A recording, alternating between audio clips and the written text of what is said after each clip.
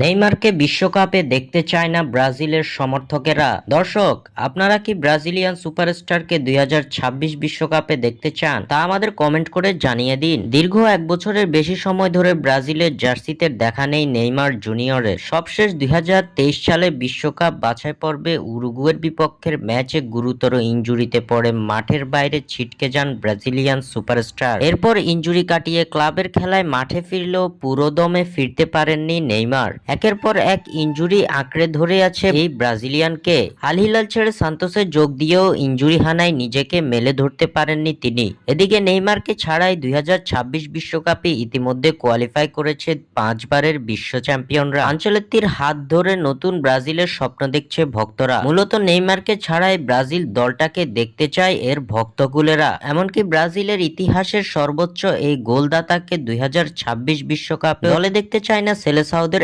41% দর্শক। ব্রাজিলের 41% মানুষ চান না নেইমার 2026 ফিফা বিশ্বকাপে খেলুক। ব্রাজিলের একটি গুরুত্বপূর্ণ জনমত জরিপকারী প্রতিষ্ঠান ডাটাফোলোর এক জরিপে এ তথ্য উঠে এসেছে। ডাটাফোলার এই জরিপে অংশ নেন 16 ও তার চেয়ে বেশি বয়সী 2004 জন ব্রাজিলিয়ান নাগরিক। চোটের সমস্যা, মাঠের বাইরের আচরণ এবং সাম্প্রতিক পারফরমেন্স বিবেচনা জরিপে অংশ নিয়ে মানুষের ভাবনাকে প্রভাবিত করেছে। এদিকে 41%-এর না চাওয়ার বিপরীতে অবশ্য 48% মানুষ নেইমারকে বিশ্বকাপ দলে দেখতে চান। তাই বলা চলে দিনে দিনে জনপ্রিয়তা হারাচ্ছেন নেইমার। তিনি গলার কাটা হয়েছে নিজ দেশের ভক্তদের কাছে।